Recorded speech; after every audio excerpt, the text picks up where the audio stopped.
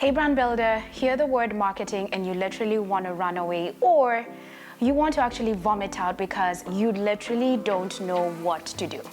I totally understand you, because in the online space, marketing has become this word that sometimes people hear it and they want to run away, or they hear it and they're like, what the heck do I need to do? And then when you hear that, oftentimes it becomes annoying and you're just like, what is the path or what is the right marketing plan that I need to implement for my specific product? If this is how you feel, super excited you've come across this video, because today I'm talking about the 3 P's of marketing, and this is the P's that I've seen over and over again generate the sales and the success in the product-based space. And one thing I want you to know is that it's going to be very simple.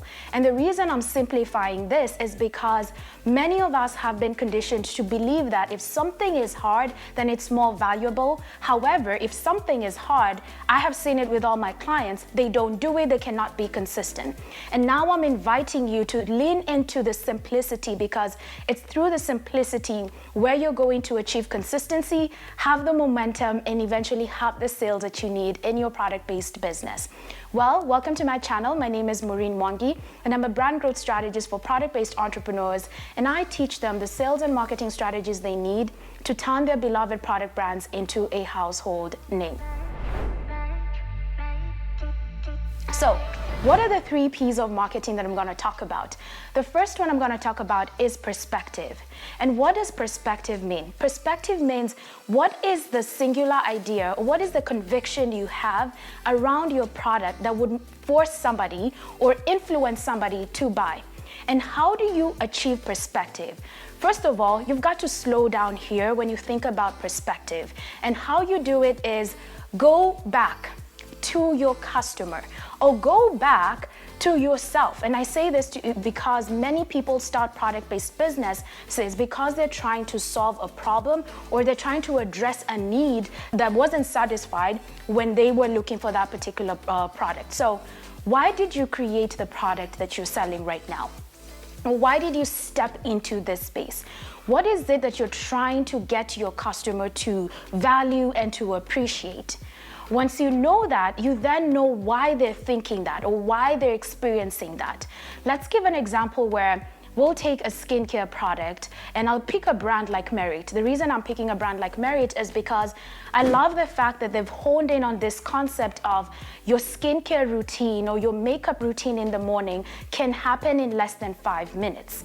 And the reason they're doing that is, if you think about this whole makeup industry, sometimes it feels like you need to have 30 minutes to do your face. But Merit comes in with this proposition that you can do your face within 5 minutes. And when you look at that, they also have a makeup kit that is geared towards that. A very simple foundation, a very simple blush, a very simple bronzer, and a very simple lipstick or lip gloss to help you have the look that you need. That is their perspective, and their perspective comes from the person. They think about the person who's going to buy this product. They're also thinking about the narrative within the skincare space. Over and over again has been either you need a 5-step process, a 6-step process, or you need natural ingredients. And they were like, this is not what we're all about. We're all about the process. And then they come into this industry and to this space with their 5-minute routine. So think about your product right now.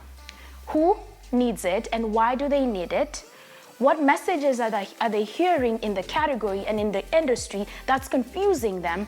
How do you want to fill that gap? What is it that you want people to know? And then once you do that, then we move into the 3rd P, or the 2nd P, which is personality. And the reason I'm saying personality, and I'm very passionate about personality, is because many of my clients and my students come to me and ask me, Maureen, why do big brands use influencers? And you're telling me I cannot use an influencer right now, given the stage of business I am in. This is the answer. My response is always, it's because big brands already have brand awareness. Like when you hear, let me give a brand like Peloton. When you hear the name Peloton itself, you know what it is. Like you know exactly what they sell, what they stand for. Think about your product right now or the brand you're trying to build. When you mention the name, you're probably going to be, maybe it's just my mom, my dad, my sister who know the product.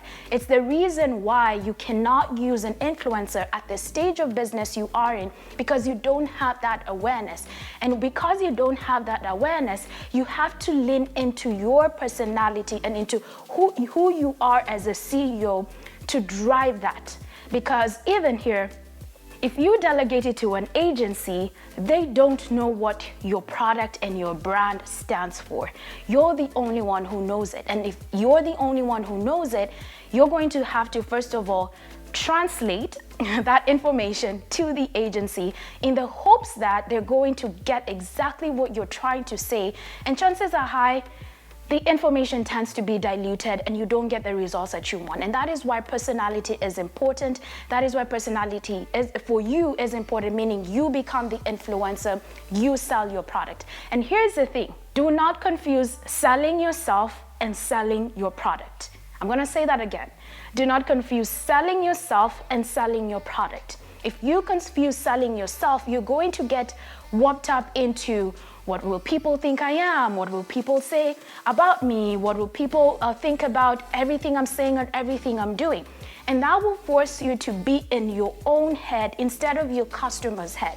But when you focus on selling your product, if you're selling a kit right now, let's say it's a hair care bundle, that is what you're supposed to think about and ask yourself, what is this value? What's the value of that kit?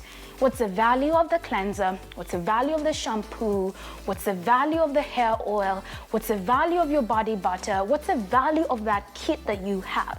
That is what I want you to think about and ruminate on over and over again, because that is what your customer wants to know. That's it. And if you focus on that value, you focus on selling the offer, not selling yourself, then chances are high you're going to lean into the aspect of personality. And then the last thing is precision. And what do I mean by precision? Precision basically means picking out a marketing strategy that is geared towards the stage of business that you are in. And when I talk about precision, I'm usually focusing on the moments that your product is going to be used. I'm thinking about the when, the where, and the how your product will be used. Why I say that is because when people think I have to do email marketing or I have to do referral marketing, they're focusing a lot on the strategy, but they forget how they're going to bring their product to life. When I talk about precision, it's like, how are you going to bring your product to life? If you're selling a stiletto shoe, how are you going to bring that product to life? How are you going to show your customer that this is the product they need when they're going to a networking event, when they're going to the office, when they're actually staying at home and doing a production? That is what I mean when it comes to precision. It's having a surgical approach as to how you bring your product to life, and then you determine the platform that you're going to use. And that's where I talk about email marketing, social media, referral, whatever it is you're going to use. I'm not going to go into the tactics here because, first of all, if you don't have the perspective, if you don't have the personality embedded into your product, then the platforms don't make sense. But the precision is what matters the most, because your product is being used in a certain place by a certain person in a certain way. And that's exactly how you're supposed to think about it.